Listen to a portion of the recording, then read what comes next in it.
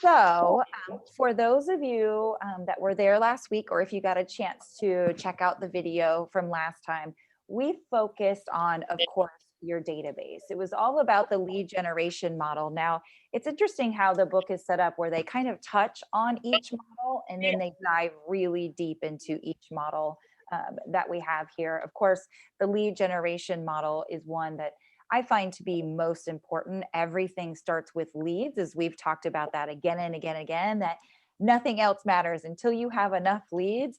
Nothing else matters. And so that is one of the things we're just going to touch base again, because I also, one of the things that we focused on was the 36 touch. I went through, and in case you weren't here, I'm just going to remind you of some of the things that we went through. Let me make sure it's going to let me share. There we go. I showed you guys an actual outline of my current business, of what this looks like for a 36 touch. If you've never done this, it can feel very overwhelming. And so I shared, this is one of the things that we do. I sent it to you guys. If you didn't get it, I'll resend it again because something was up with Google Docs or my Google Drive last week. So if you didn't get it, let me know. Happy to share or take a picture, whatever. But this is a great way to just kind of get started on what you want to do for your 36 touch. Quarterly calls, monthly market update team. We usually do a video with that and we email that out and text it out. Events, we do 4 events a year, and that's basically quarterly. And what we talked about is we do different events. So we make sure we're touching or getting everybody excited. So like one will be a family event, one will be a happy hour, one is generally a fundraiser, and the other is more of an education, whether that's on investments, first-time home buyers we're always doing, so that's separate. Or I've even seen like the light team does a coupon club, which I think is super cute. They always have the training room packed out in there because that's one of the things they do really well. They have a professional couponer come in. I've also seen people do some amazing stuff with recycle people and shredders after tax time. By the way, that's a great deal as tax time approaches in April. Doing it like after tax time is a great, easy, very contactless way to kind of be hanging in the back. You pay for one of the shredding companies to come in and they come to you. So there you go. There's a tip for something that you can do as a pretty cheap event. Holiday touches. And like I talked about, you generally want to work to choose holidays that aren't the big ones that everybody is going to choose, like the Thanksgivings, all of the holiday seasons in December. Usually people are already kind of hammering those left to right. And you guys probably receive them where you've received 10 emails that are exactly the same from the same lending company that they've all sent you. So choose something different. I mentioned like the happy left-handers day, or something else, happy donut day, happy margarita day, whatever that looks like. Choose maybe some things that are a little bit different that will grab people's attention. Birthdays, anniversaries, calendar, football magnets. Now, again, this needs to be about who you are and your brand. We love football on the Irons team, so that's one of the things that we choose to do. Different social media touches. We're very purposeful of making sure we do our 5, 5, and 5. What that means is 5 likes, 5 comments, and 5 shares every single morning. So we make sure we get that done. And then sending goodies. So whether that's thanks for the referral, whether it's we did a we boozed people for Halloween versus we boozed them, people that we knew that didn't have kids. So different things like that you're going to put into your 36 touch system. So any questions on that? So so the homework from last time, were you guys here? Raise your hand if you were here last week to the MREA book. Okay. So the homework was actually to come up with your outline plan of your 36 touch. Did you get a chance to do that, Sam? Yeah, I did. Put together. Awesome. Do you want to share that? I don't know if you have sharing capabilities, or do you want to just talk about what you came up with? I actually I wrote it out. I actually did 2 different variations. I just wrote it out. Okay. Because I was just brainstorming and I was just trying to, it's crazy when you actually do it. Like you always talk to me, like just simplify things, like keep it simple, you know? Yes. And I'm like, okay, who am I? What do I want to do? And so, Yeah. So, yeah, I can share, but, so I have monthly newsletter. I want to do me and actually my insurance guy talking about doing quarterly game nights, Mm, like a quarterly bingo, Thursday, because we can do it live or Zoom, or like I'm a huge sports fan, so or quarterly like sports trivia. hmm Yeah, Um, I forgot uh, all the baseball cards. yeah, oh yeah. Uh, two client appreciation events. Then 2 times a year, like a referral competition, and then monthly videos is touching base with people. I'm not sure what that message would be. I'd just left it at that, but doing regular videos, and then 4 social media strategic posts. Awesome. So that is exactly what I asked you to do, and that's perfect. And so now the next step would be to take those things, get very specific. Like you said, I'm not really sure what those are. Get very specific of like, maybe what am I missing here? If you're looking at these things, what could be possibly missing? And then the next step is to actually calendar them out. So, I'll give you an idea of what this looked like for us. That's what one of the appointments is for. Is you help break that down Beautiful. for me? Yes. Yeah. Awesome. Like, here's an example of what we had in 2020. Now, of course, remember, we put this together before COVID hit us. And so everything kind of changed. Yet again, you can see when you do this, guys, we know this is why we aren't consistent and why we lose a lot of business or we're not actually getting the pull out of our database is because of the consistency. And we cause ourselves a lot of drama and stress because we're like last minute trying to pull something together. And so what this helps you to do is kind of plan accordingly and get things on your calendar. So when it's crazy, and let's face it, it always is that you can be like, oh, you know what, I have this video market update coming up. I need to make sure I dress appropriately for the day to do a video market update. So you should then take that outline that you saw, get very specific on what you want to look like, and then you go ahead and you put those in the calendar. And those even go from, hey, we've got to order football magnets. If we want football magnets to go in here, I'm also putting in my schedule to, hey, you have to order football magnets or start designing them. And all of this should happen, guys, in like November before the next year. So it's all on the calendar. Now, do you think these dates always like stick? Probably not. Of course not. Life happens and sometimes we have to move things. Obviously, COVID was one of the big life happens and we had to really just pivot everything. We started doing online scavenger hunts, which by the way is really fun if you guys want to hear about more about that. People really love that, enjoying that, and man, they get hardcore, by the way. So obviously during COVID, they were tired of being stuck indoors and that was something crazy too. So question, did you have a question on that, Sam? You're muted if you're. Probably. I would be curious more about the scavenger hunt. Okay. Yeah. So scavenger hunt, what we did on that is we picked like 12 items. We picked 12 items. We are kind of all like, okay, what would be normally in people's houses, yet not so easy to find. So anywhere between 12 to 20 items, however you want to do that. We would pick a theme. So I think, and one of them, summer was coming up. So we did like a summer splash theme of what we did. We sent ads out. We sent them all out to our database. They could invite their friends, all of that. So we made sure, kind of invited our top 100 is what we did. Of course, we focused on those core group people that we really wanted to keep connection with yet. And because we want to be in relationship with their friends as well, we had them invite their friends. Like, don't you want to be against your friends? So you've got some pretty competitive people, and we had prizes for that.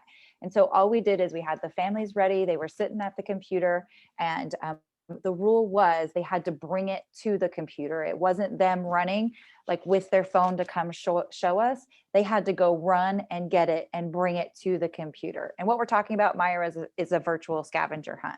And so it was so fun to kind of look in people's world and watch them basically trip over everything, trying to be the first to bring it back and show it.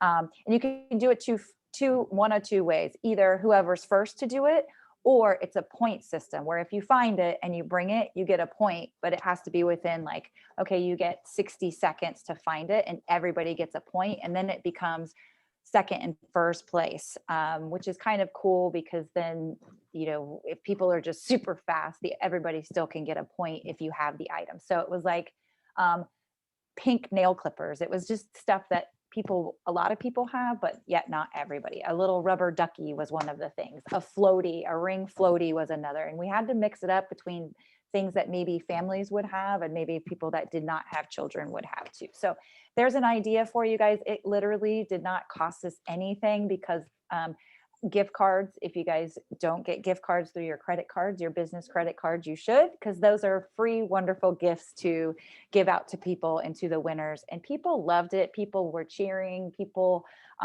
like we did a cheers in the beginning of it. The kids also loved it. So you got the whole family involved in something like that.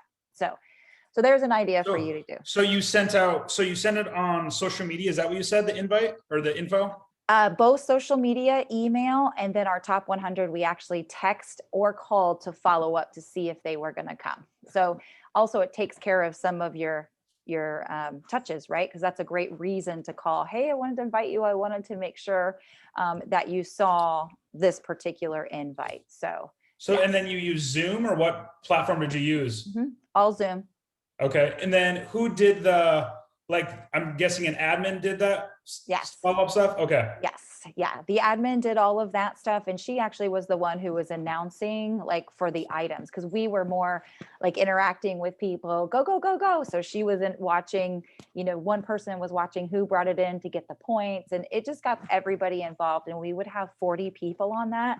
What a great easy way to basically spend maybe 60 to 90 minutes. And for those of us that don't necessarily want to talk to that many people for a long period of time, it's a great event to get interaction and have a lot of fun without a lot of energy and money spent. So that's one. I wanted to show you guys. So these are slides from the latest business planning clinic. By the way, when this comes up, make sure you take it. This is some of the updated stuff that we're going to see in the book. So if you remember when we talked last week, of course, even though the book says marketing-based, prospecting enhanced, that has now switched. Since this book was written, it's now prospecting-based, marketing enhanced. So anybody want to tell me the difference between prospecting and marketing?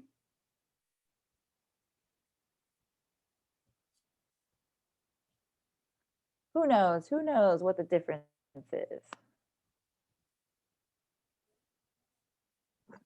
Well, marketing is actually putting out advertising enhanced, isn't it? And then prospecting is seeking out the market that you're trying to market, the items that you're trying to market, correct? Yes, I know you're getting around to there for sure, Julie, Shirley, for sure. You're super close. So one is active and one is passive. So what I mean by that is marketing is very much, you're just sending out stuff, but you're not really doing anything. I mean, you might be putting together the marketing, but you're just sending that out and you're hoping people see it, right? So marketing is way different than prospecting, or all of those things, your phone calls, your texts, your door knocks, your networking, all of the things that you're doing. Now we need to be more active and less marketing enhanced. Do you know why that would be? Why has that switched in the years following since this book? Social media, people are getting a lot more noise. Yes, man, that was right on the head there, Sam. Absolutely. Marketing now, people are getting so much noise and so much marketing. It's not as effective as it once was, right? Sending a postcard, maybe not as effective. Definitely just putting a Facebook ad, not as effective as it used to be. Just putting a flyer on somebody's door, not as effective. So prospecting based, marketing enhanced, and you notice 90% of people got their sources from 5 sources or less. And I will tell you, like 70%, it's only 2. Like they have 2 main sources. So remember, you really just need to focus on the things that are really bringing you business and don't worry about the other things. If you start worrying and going, oh, well, I didn't really do open houses. I need to now start doing open houses every weekend so I can add in 1 or 2 closings. I want you to really think about that. That is a lot of your time investment for very low return if open houses are not your one thing. Don't worry about missing those 1 or 2 deals because you're not doing open houses, because the time spent put in those top things, that's what matters. Maybe it needs to go into more phone calls. Maybe it needs to go into one more event. So be very smart and purposeful when you're choosing where you're going to spend your time and money, which we're going to talk quite a bit as well. Here is Debbie, also, yes. quick question with that. Since the model's changed a little bit, I was reading, the 12 direct is a 50-to-1 ratio. Is Yes. that still the case now with marketing with this stuff, or do you know that number? Yes, I'm going to show you in a minute. Okay. Yeah, great question, Okay. because it has changed. Also, if you remember in the pages, we talked about these lead generation sources. So you might want to take a picture of this one because this is the updated one. In the old one, you probably saw some old things. Here's things that are updated that people are doing. So these are great ways when you're wondering, hey, what am I going to do? How am I going to do it? I'm tired of calling the same people. This is a great side that you can take a picture of and get some maybe more ideas of things that work towards your brand and who you are when you're getting some lead sources. Okay. The other thing we talked about is getting a database and feeding it. Of course, we talked very much about that. So here's exactly what you were asking, Sam. Back in the book, you saw the 8x8, you saw the 12 direct, and you saw the 36 touch. Here's what it has changed to. Leads, and this kind of goes with command too, and the way they have those conversions. Now they want you, when you get a lead, meaning somebody that you don't know, but you get a lead, you want to do 19 to connect.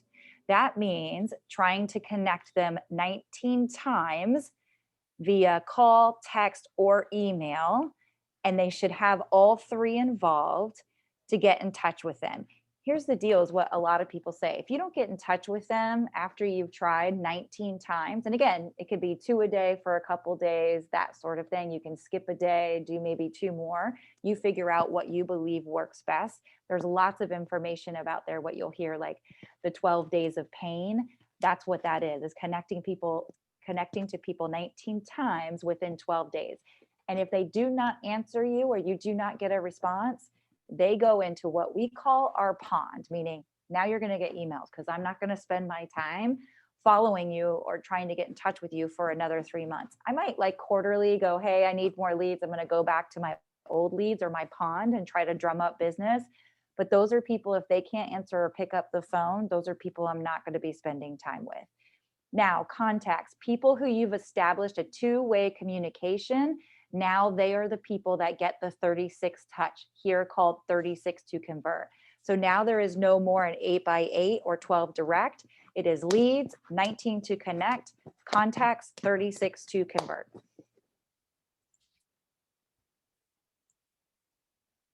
Okay. So the thing that they talked about was the lead generation of how big is your database. So here's the thing, is we as mega agents know our numbers. This is how a lot of times you can tell people whether they come from a Keller Williams brokerage or where they are in business world and how well their business is run, by knowing the numbers. So this is one of the big things I'm going to put in your homework if you do not know it yet. How big is your database?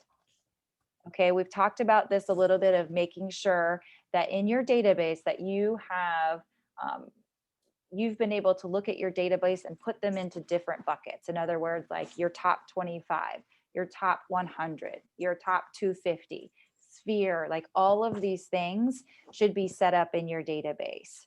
Okay, so that's because you can actually back calculate. Remember, we talked about it being an art and a science. This is more of that science portion where they say, as far as your conversion, of what that looks like, of what your conversion rate looks like in these deals. So here's that again. So if you remember in the book of what they said in the conversion, and you mentioned it, Sam, it's that 12 to 2. Now I can tell you that has changed a bit as far as the conversion factor, but if you do that math of how many people do I have in my MET database? Meaning I've had conversations with them, a two-way conversation about real estate, and I believe that they would choose to refer me or give me business.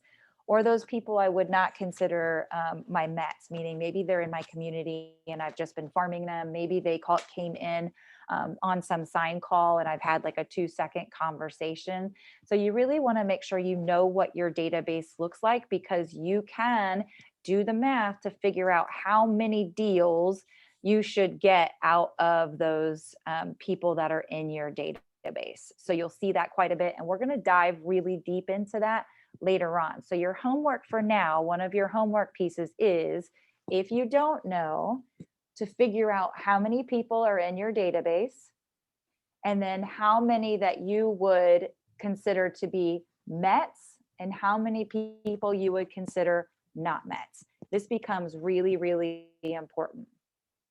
So who knows how many people they have in their database? Anybody? Lorena, I know I can't see your picture, but if you're there, you might know. Who knows how many people they have on their database? All right, well, this is perfect homework then. Okay, so here, let's do this exercise right now. Since nobody raised their hand, most agents have their cell phone right there. Everybody grab their cell phone. All right, go to your contacts. And I want you to scroll all the way to the bottom. Keep scrolling, keep scrolling. It's gonna take a while. Shout out to me those numbers in that phone. What do you have in the phone? 193. 193 people. Okay, Karina, who else? I have 337. 337. Okay, great. Lorena, Sam, are you still scrolling? Shirley? There's a lot, but mine says- Yeah, I'm oh, still there you scrolling. Nine I hundred actually am using my phone to do the meeting, so I had to like switch over. 210 actually. That's it. 210. Yeah. 986. 986. Whoa. Yes, Sam. I did that. My contact says 2,379. There you go. Mine says 2,226. So the moral of the story of why I have you guys do this is because a lot of times I'll have agents say, oh, I only have like 75 people in my database. And when I have them pull their phone and all the next thing they know, they have hundreds and hundreds of people. And I say, why are these people not in your database? Boom, think of all these people that you know. Yes, they might be your dentist. They're still people that should be in your database. And let's face it, I know many of us have like Renee Lead. No idea who that person is. Sometimes they must have called me when I was driving. I'm like, I need to give you a name, called on this house. Those are people, guys, we can still call like, hey, you came into my database. I wanted to follow up as a courtesy call, see if that's something that you would be interested in. Did you go ahead and buy? Like, those are people that you can call. So when you tell me that you don't have any more people to call, I want to know that you've called everybody in this phone, or you know that people either need to be put in your phone or these people need to come out of your phone into your database. So when you're looking and you do your homework of figuring out how many people in your database, compare it to your phone. Who should be in your phone? Who's not in your phone? Who should be out of your phone into your database? So I want you to take a look at that, because when we really dive deep into the lead generation model, we're going to be talking about how many deals, according to statistics, today's statistics, that you should be getting out of your database. Now, why is that important to know that? Not to make you feel bad, I promise. Why is that important to know that number? So you can track where you need improvements. Exactly. Yes, because if I look and you tell me, oh yeah, I'm absolutely getting everything out of my MET database, I am doing everything, and I look and you don't really have that 12 to 2 conversion, which by the way, for those of you that aren't math fans, what you do is you take the number of people that are in your Met database, you divide it by 12, and then you multiply it by 2. That's how many deals you should get out of that particular sector of your database. And if you're not, then you are not doing it, you are not converting towards a millionaire real estate conversion. So there's something that you're missing, and that's why that's really important. It also can tell you, Debbie, yes. what about your Facebook database? What if mine, because I have like a lot more in my Facebook than I do actually have my phone. Yes, What do you and think so about those people should all be in your database as well. And you should have, if you are very Facebook based or anything social media based, you should have that set up very purposeful, meaning in groups. When you group the different people in your family, friends, past clients, you should have them all grouped, and your database that you have in an Excel spreadsheet, that information should be uploaded in your Facebook. So when you go to place an ad or a post, you can actually be very specific who you want that post to go to, and you can make sure that your database sees that post. So I'm not a Facebook guru. I just know that there are people who do it at a super high level. If you noticed, you always see the same people whenever anybody says like Orlando Realtor, it's always the same people that are jumping on it in 2 seconds. Guys, that's because they have it set up in their Facebook to alert them anytime anybody says Orlando Realtor in this group, it texts them and they're like, they jump on it. People are very purposeful. So if you're going to do it, be purposeful. Make sure the information that you're putting out into social media goes to who you want it to go to.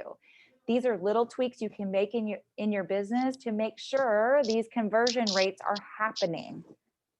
Okay, that's what makes it really, really important when you do that. So here's a little bit more on these 19 to connect and 36 to convert.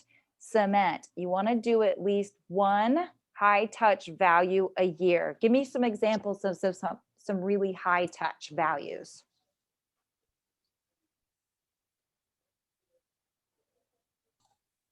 Customer appreciation. That's huge. Yes, that's probably one of the number ones. What else you got?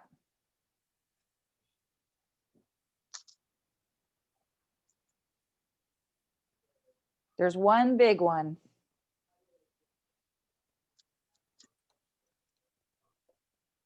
Would a game night be part of that? Would you consider that?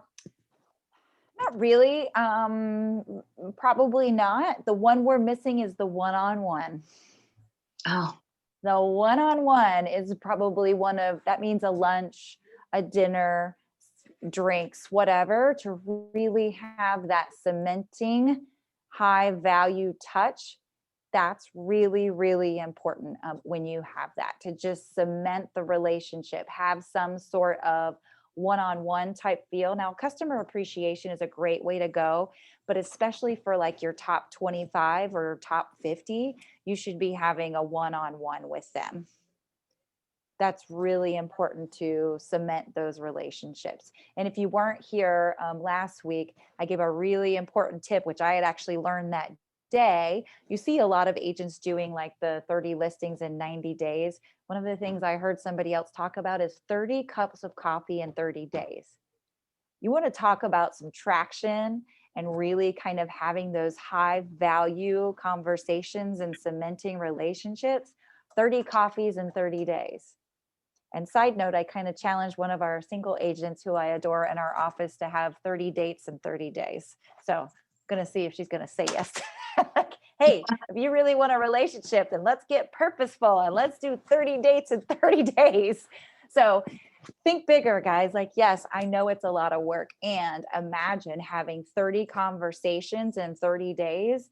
Kind of almost all of your one-on-ones are almost done. Like you have the rest of the year to focus on other things. So think of all the leads that start coming in from that. That's huge. That's something you can do in January. And what happens? The leads kind of flow through for the rest of the year. So you can check out these. Very, very important. So you guys have seen this a million times. Of course, this is the leads and the contacts and the cultivate and all of those. That's one of how it flows, because this is what you should be tracking, because as Sam said, you know where you might need a little more help and where maybe your conversions or things are following through. Is it not enough leads? Is it in the conversion? Is it people are leaving you to go do something else? So sometimes it's the customer experience. There's all kinds of things that it could be. So that's really, really important. And what we're looking at, guys, is we're just kind of wrapping up and talking the updates on page 148, 149, 150, 151. They talk a lot about seller listings. These days, we are in a market where pretty much we don't have to do very much but show up.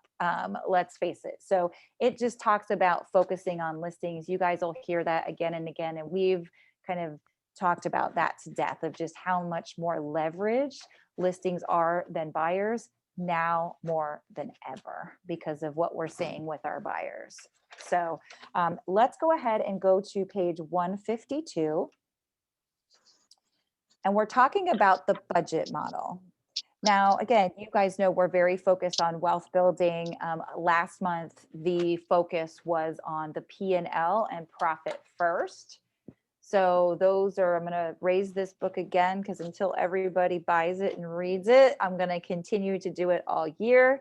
If you have not read this book, I highly recommend it. It will change the way you think and do business and how you look at profit, especially in this world, guys, or in this industry where we get very burned out very fast and we can make a lot of money. This is why you need to make sure you're running your business like a business, because a lot of times we just look in our bank account, we're like, woohoo, that looks great.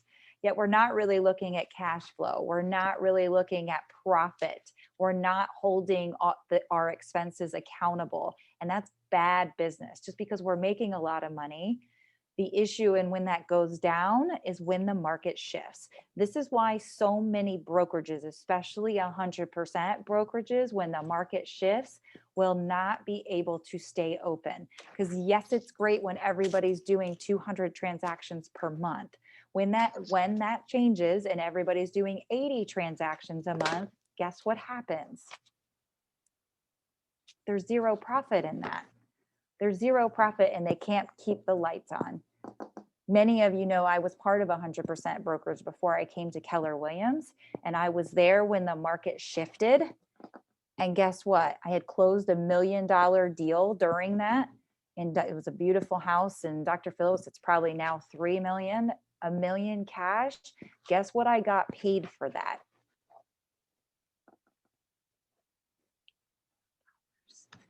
$0, because the broker took the money, claimed bankruptcy, and ran.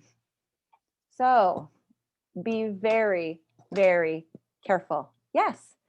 And he came back. He moved back to Florida last year and had the audacity to call me. So yes, he skipped town. He skipped town, claimed bankruptcy. I got paid $0 on that $30,000 commission. You can So- sue him? What? Oh, yeah. Yeah. Oh, Yes. okay. Yes, I did. However, here's the deal is we know that's expensive. So I spent 10 grand on an attorney chasing him for a year.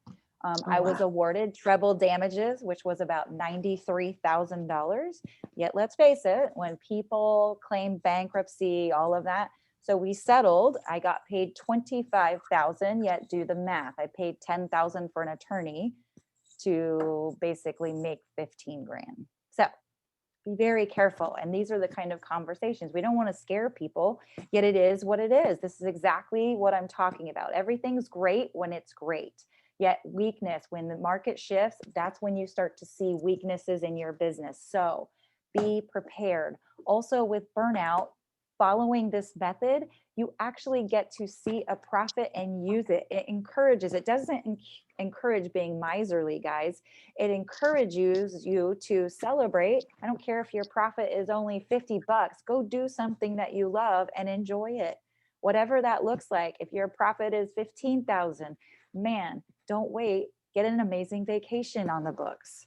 So this is the kind of thing this book talks about. So Make sure you get that. So looking at your budget model, we're on page 152. Any questions about this, guys? I'm still just in awe of that story. That's crazy. That's I'm telling you. I never heard the last it- part. You told me the first part, but you never told me the last part. So that, man, that's crazy. Yeah. Well, the part about it is it gets worse because I had given him a $25,000 loan. That was a whole other ball game to keep the doors open. That was stupid. I was probably 20, let's see. No, I was like 30 years old. That was a bad move. So yes, all that kind of stuff. So I learned my lesson, and you know, it can happen to anybody. And you think you know people and you think somebody would never do that. I can tell you guys, when people claim bankruptcy, it's very difficult. I had to like put liens on their houses. I mean, it was horrible. So yes, be very careful with your money. So now that I've got you all thinking about that, scared, don't worry. Keller Williams is solid. We're good. Page 152. Let's talk about your money. All right, guys, cost versus investment. This is one thing a lot of times we need to look into, cost versus investment. And I've spoken to a couple of you guys about, are you investing enough in your business?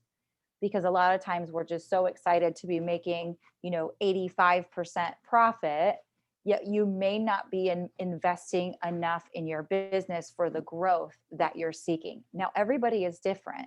Some people have a very big vision of growth and some people do not, and that's okay. Yet you need to make sure that you're investing smart in your business, focusing on the things that you do really well, and you need to be making sure that you're making those investments. So cost versus an investment in your business. What kinds of things are an investment? Give me some ideas of things that are an investment.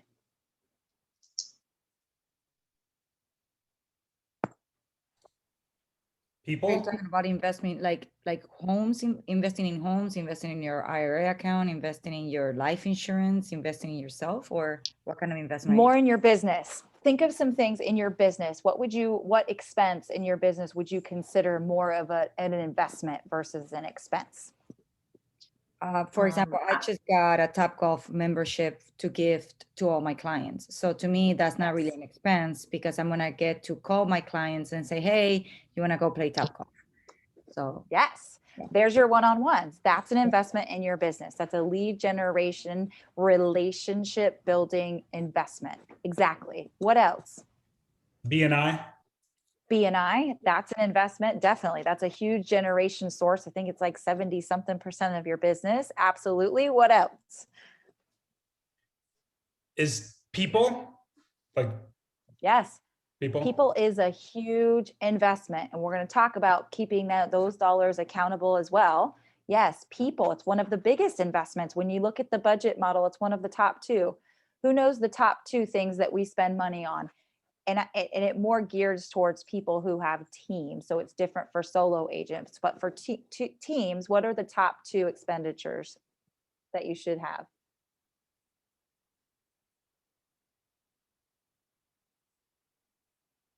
Salaries and lead generation. Those are the top two. So salaries is people. Definitely. One more biggie. There's actually two more, but we can kind of lump it together. What's another big investment in ourselves? Technology. Yes, that's one. That wasn't the one I was thinking, and yes, technology, because that's part of the leverage. Remember, leverage just isn't people. Systems, tools, and systems people. technology. Yep. Yeah, it can be different things like cameras, speakers, whatever it is that you use for your videos. All of that technology can be an investment. How about coaching and education? Coaching and education is also an investment in yourself towards growth. So don't forget those things that were like, oh, I'm spending so much of my money. Yet those of us who have shelled out $1,000 a month for MAPS coaching, we know we better get an investment. That expense sometimes feels pretty rough, yet you have to hold an investment. Okay, things like, hey, if I didn't have a coach, I would have never had this idea and this would never have happened. Or, hey, I know if I didn't have somebody holding me accountable and knowing I had to show up on that phone every week to give my homework, let's face it, I would have probably gone off the deep end for a couple of months. So things like that, you still can hold them accountable as far as making sure those dollars are well spent. So here's some other things. Let's talk about return on investment of how we're doing that. Raise your hand, and it's okay. No judgment. This is the no judgment zone, everybody. No judgment. Who here is tracking? And if you're new, you may not have closings yet. Who's tracking where their closings are coming from, meaning where that lead source came from for every closing? Who here is tracking that? Awesome. Lorena? Sam, kind of? That was a maybe. So that is one of the main things that you need to do. If you're not doing that at a high level, then you need to do that, because this is how you can hold your dollars accountable. And it tells you for the following year where you should be spending your time and money. Again, I see agents all day long spend every weekend doing an open house. And then when I ask them how many closings and they tell me 2, I say, I want you to sit down and do right now. And I don't ask them to calculate how many hours that they spent in an open house. How many hours did you just lose with your family? It feels a little different. It feels a little different, guys, when you go, and I go, I don't mean the times you're sitting, I mean from the time that you had to get the advertising out to putting out the signs, which by the way is one of my least favorite things to ever do, is drop off signs. Give me what, let's say it's 4 hours. Let's say it's 4 hours every weekend. Do the math.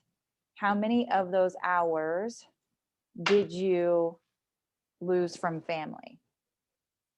And that feels a little bit different for 2 closings. Let's do the math there. So you made, where you got paid maybe $8,000, I don't know, 9,000, let's just say 10,000. They were 2 decent listings. You got $10,000 in GCI. Let's take away taxes and, expenses. All right, so maybe you brought home maybe $6,000 from that. Is that worth the time? A lot of times it's no. So be very careful. Now, hear me out. This also means I love open houses, guys. That doesn't mean don't do open houses. What it means is if you're going to do it, do it. Don't put 5 signs out. You put 15 signs out. You put 20 signs out. You get advertising out. It means don't, okay, I was going to say half-ass it. Let's say it. Don't half-ass it, guys. Like, do it. If you're going to do it Do at it right a the first super time. high level. Yes, because if you're going to spend that time away from your family and friends, especially these days, gosh, don't we feel like that time is just so special?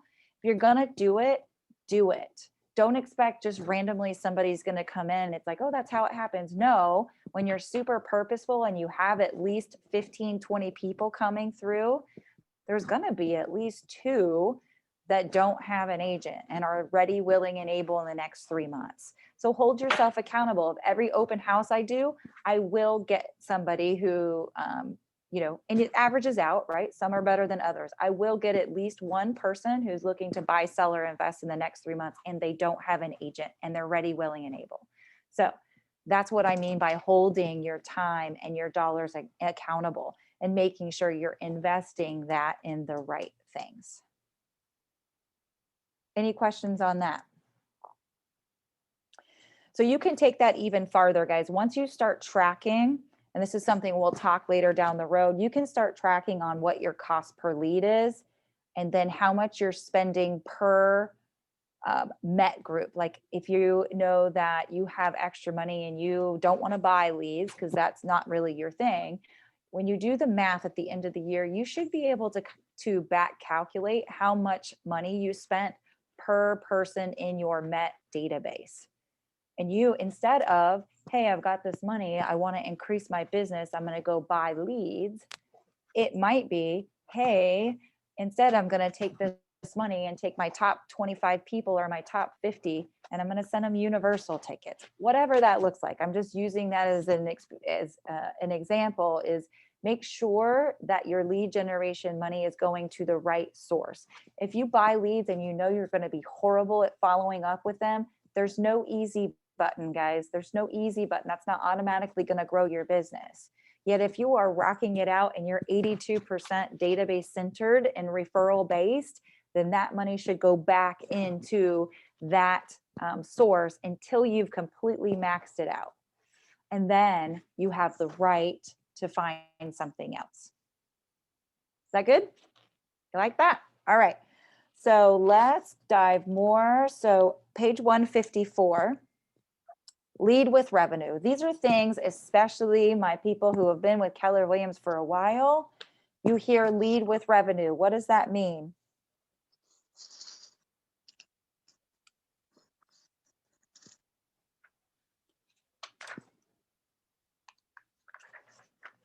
What does lead with revenue mean? To spend money basically that their business has generated. Correct. Don't spend money that you haven't made. Lead with revenue. This is why I get a lot of new agents, because they don't have enough leads coming in, and they'll get sucked into the people that are calling them to buy leads because they think that's what they need. If you have not made money, you should not be spending money. What should you be spending instead? You Time. haven't made. Time, energy, Yeah. the hustle, Time. the grind. Mhm. It is a grind, guys. I tell people this. I feel like sometimes I wonder if I scare people when we sit there through the interview and I talk about what this truly looks like the first year, especially, and sometimes the second year. It's the grind. It's the 100 no's before you finally get a yes. It's the countless hours you spend not getting paid. Let's paint the true picture of what this looks like. Now, maybe there's a 2% chance that you have somebody that immediately gets into business, and that's usually because of their sphere. Yet normally, for those of you that are new and those of us that remember, that first year was brutal, and second year too. And eventually, I see some nodding heads. So yes, everybody, yes. Those first couple years are pretty brutal. Yet, if you're purposeful and you're consistent, that snowball gets bigger and bigger and bigger until you start to hit those 3, 4, 5 years. Things start to roll down the hill on their own. Doesn't mean you get to stop hustling, yet it does mean the business and growth start coming through. Okay. And I was wondering, because I was going to ask you about that, because I have a 5-year goal with real estate. Like I was setting myself up for 5 years, saying that, the first couple years are going to be a little tough or whatever, but in 5 years I should have that big snowball that you were saying. Yes. So that actually is kind of true what I have in my head for it. Yes, as long as you're truly giving to the business what it needs, meaning that daily lead generation, that daily building relationships, staying in connections. Absolutely. There's a lot of agents that don't do it just because they get too much business. I see it all the time where they're like, I don't want to make 10 contacts a day because then I can't keep up with it. It happens, guys. I see it all the time. I know it's hard, but I see it all the time. Sam? Yeah, I was just going to say, so for me, it'll be 6 years in June in real estate. Mm-hmm. And that's what happened to me is I had to bust my butt. Debbie, you know my story a lot. Yeah. The first few years I was with a different brokerage, very challenging, and then came here, got coaching. We have had so many conversations, just mindset, getting things right. And it works that you got to bust your butt, but it's also doing the right things. It's not Joyce Meyer. Some of you may know, she's a speaker, pastor. And she says, we're not called to be busy. We're called to be fruitful. Mm-hmm. So it's not about being busier. It's about doing the right things right. And Debbie has really helped me with that. So I'm working less and making more, but it's also right around that 5-year mark. So just to attest to it, it does work. I mean, you got to do the grind, but it does work. Yeah. And Lorena, thank you, Sam, because it's so true. I always make sure those of us have been there that we understand what our newer agents are going through, and we are testament to once we stick it out and we get through that, that snowball starts rolling. How quickly did it happen for you, Lorena? I think it was probably around like 4th year. Okay. Yeah. You 'cause started to feel it happening. yeah, I started seeing that, okay, I don't really like my business is based on referral business. Mhm. So I invest a lot of time on people that give me business. So I started seeing it, I think, a little sooner because of that. So the first year was all about making calls, meeting people, anybody that would want to see a home. I'll be like, hey, I'll do it, open houses. And then when it got to the 3rd year, people started calling me. Yeah. Hey, remember me? You sold me a house. Can you help me out? So the 4th year was more of that. And the 5th year was just booming. And, and that's how it just kind of keeps going. But, you got to really stay on top of it because it's very hard to miss calls. It's very hard to get back to people. And you always want to make sure you're consistent because you don't want this person to think that they're more important than this other person right here, especially when you start helping friends and families. Because if you send an email to one person, hey, you want to go to coffee, and then you don't think about the other one, and we're like, hey, you took my friend out, but you didn't take me out. I did get those calls. So you got to keep it simple, but at the same time, make sure you take care of everybody that's involved with that one person. Yes. That is so true, Lorena. And thank you for going over that, because when you start to see that happen, that's where you need to start thinking leverage. And again, hear me out. That doesn't mean people, it means a system or a tool, especially when you're first starting out. Sometimes it means a transaction coordinator, which we're going to talk a little bit about here coming up. Yet a lot of times it's a system or a tool. I mean, I can't tell you how many years I went with writing Post-it notes and on Burger King napkins or whatever was in my car. That's a terrible system. I'm sure I lost business left and right, or I just didn't know I was supposed to follow up with people. Like I'd close and bye, see ya, I'll never talk to you again. I didn't know until Keller Williams and like database. Wait, what? I didn't know I was supposed to do that. We talk all the time about if I would have known what I knew at Keller Williams when in my first 5 years, I'd be on a beach somewhere sipping a margarita because it would just be happening without me. So there's a lot of things that we hold true and we know are true, and we've seen it happen where yes, now the business starts to come to you, and it's a beautiful thing. It's an incredible opportunity, yet it took blood, sweat, and tears to get there. There is no easy button. I know everybody's looking for it. I hate to tell you, it's not there. It is not there for sure. Debbie, So yes, I do have to say, like, I mean, I haven't been a year with Keller Williams yet. It's gone, in April, that's when I turn a year. Yeah. And it's true, I like try to reach out to people. I have a lot of people on my database and I try to reach out to them. Yeah. Actually, now is that I'm starting to get people reaching out to me. And today I got 2 referrals from because I sent them a text and I told her I'm reaching out for friends and family to support my business. And I would, appreciate any referral she could send me. My sister's moving down here. She needs a house. And I'm moving from West Palm Beach to Orlando or near Orlando. I'm going to need a house. I'm like, okay, just from a regular text. That's what happens all the time, Myra. What's crazy is I tell people all the time that success is usually right on the other side of people walking away, of people giving up. It's usually right on the other side. And that's so important for people to know, is that, again, we've all been there, we've experienced. And just when you think like, yep, not doing this anymore, those calls start to go in, like 1 phone call, 2 phone calls while you're sitting there. It's pretty amazing how that works. So yes, so true. So keep it going, stick to it, and be consistent with it, and you'll be amazed. Yes. Can I say something really quick with that too, Debbie? Yeah, sure. I was just going to say, Lorena, it sounds like we do kind of stuff similar with just referral based. And a lot of people are like, they always ask me like, how do you keep people's names straight and remember people and all that stuff? And this is one of the tips that I do that when I teach networking is the goal is not to call people. The goal is to make memories with them. Make memories with them. So then you remember that scenario. The goal isn't like, oh, we talked. The goal is like, hey, you're interested in baseball cards or sports, or you play guitar, or whatever that is. Make a memory so you can't forget them and they can't forget you. That's when you get calls and referrals. And then you just do it strategically over and over and over again. That's so just a couple of tips, you'll start getting more referrals. So just a couple thoughts. I love that. because you got personal, right? Like you hit them in the emotion, and we know from Bold, emotion usually equals action, right? So it's thoughts to emotions to action, of people take action and they remember you. And I'm one of those that has a really hard time with names. And so I know, just like family reunion, for example, is when we all, back in the days before COVID, when we all were exchanging cards like crazy and we'd get cards, I would always write on the back of their card of where, like, okay, it was this class and we had this conversation, because trust me, by the time you got home and many drinks later, you remember nothing. So you like, oh, okay, we had this conversation. She had a little dog, blah, blah, blah, blah. And that solidifies a relationship and a referral for future business every day.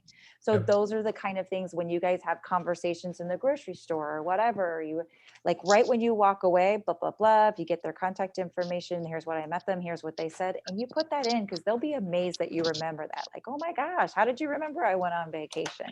Those are the things that solidify relationships. So you're absolutely right. I Yeah, so I appreciate agree. that. I agree 100% with that. And it goes as simple as remembering things when you're showing a house. I have clients that call me after maybe 2, 3 months. Oh my God, I miss you. I feel like I haven't laughed so hard in such a long time. Or like you make jokes like I always tell my clients, I'm like, just so you know, the day I see a cockroach, just gonna jump on you because I just hate cockroaches. So all my clients remember that, and they're like, Lorena, do you need help killing cockroaches? I'm like, you know what, maybe. So people just laugh, and we always remember that, and they end up calling me and saying, hey, we miss talking to you, how are you, and sometimes it's all the way around for just telling them something about yourself, which is true. I get freaked out, I see a roach and I'm done. Yeah. Yeah. Like you said, it's true you. It's totally who you are. I mean, this is why you probably see my post about like burns and stuff like that, because people do know I am the farthest thing from home ec child ever. The cooking, the cleaning, the ironing, all of that. Like people know, yeah, Debbie's not doing that. So that's kind of the thing of, or I break something, I'm super clumsy, or I'm in a sport. People know me from that too, of like, oh my gosh, Debbie, I'm going to bubble wrap you. But that's how they remember you, right? Like those are things that make you you, and that's what makes you memorable. So those are great points. I know we're not getting as far as we want, but these things, guys, hearing from the agents, and I'm hoping this is really getting you motivated and exciting, and also feeling like, okay, they've been there, they get it, and you'll be able to take these away and kind of deepen those relationships with your database. So Yeah. so Yes, so it important. helps. It makes it a little bit less anxiety. It gives me a little bit less anxiety. My biggest anxiety part is doing the right paperwork, the people contact, doing all the grinds on the floor, trying to find your contacts, trying to get your leads. Lead generation is great, but doing when I get my leads, what I want to make sure I do everything correctly too, like do it right the first time. But knowing that And everybody's been there, I feel a little better. yeah, well, I can tell you we've got it right probably 50%. So just remember, it's all about the activity. The hardest part is actually doing it. As far as worrying about getting it perfect or getting it right, I can guarantee you 90% of us just like bull in China shop, figure it out, because ultimately it's the action. And what you talked about is the lead generation is great. That's part and what most people won't do. So keep doing what you're doing, and don't worry about it being perfect, paperwork and all of that kind of stuff. You have a lot of resources here to help you with that. What we can't help you with is making that phone call or Yeah. showing up. So Yeah. those are the things that are the biggest things for you to do. So I'm going to just wrap it up, guys, here with red light, green light. And I think somebody needs to mute. Red light, green light, all that is about, guys, is holding your dollars accountable. If you have not done it in the past 3 months, I want you to go through your expenses for the past 3 months and go line by line by line to determine, do I need that expense? Super, super important. Okay, guys, if you don't need that expense, that's something you can get rid of. That's the cool thing, is if you get rid of expense, you just made money. That's the super cool thing there, guys. So make sure you go line by line by line, and you're holding those dollars accountable. And that's to everything from your copies that you make, from, most of you are probably not buying leads, but definitely that one's kind of the more obvious one. Or the people that you have helping you, are they helping to grow your business? Those are things that you need to figure out. Everything that you're, go back and look at it, because we forget, right? This is why I cancel my business credit card every single year, because there's probably 10 things on there that I'm paying for that I completely forgot about, or I thought I was still in the getting it for free and the subscription kicked in. Okay, you will hear agents do that again and again, and they always save anywhere between a couple $100 to, I've seen thousands of dollars being saved when they're like, where were all these things? Apple, just, and it's little things, $2, $15. Like, hold those dollars accountable to make sure you're getting back that return on investment. So we're going to wrap it up on there. You know, I'd love to finish and end with some ahas of the one thing that you took away that you love from this session. So give me 3, shout them out to me. 30 dates on 30 days. 30 coffees in 30 days. Yes, that's always a favorite. That one hit me hard too, Lorena. I'm like, can I do that? I don't like, I love coffee, but holy smoke. So yes, that's one. What else? I'm gonna look for the book Profit First. Profit first. Yay, that makes me super happy. Another person buys that book. I'm one of those people who are making this guy a bunch of money. So yes. One more. Track closings. Yeah. Track your closings. Yeah, and I actually am hoping to get one within the next couple weeks. Yes. Or Know month. where- I'm sorry, month. Yes, know where your closings are coming from, guys. If you don't know where where that is coming from, you have no idea where you should be spending your money and where you should not be spending your money. So very, very important. All right, guys, thank you very much for coming. I will see you next week. We will jump more into the organization model and of course talk about hiring, because that's always a really important. If you've never had a bad hire, it doesn't hurt as much because you won't know until you do. So let's avoid that altogether. So we're going to talk a little bit about that next week. So thank you guys so much. Thank you very much. You got it. Bye. Thanks, everyone.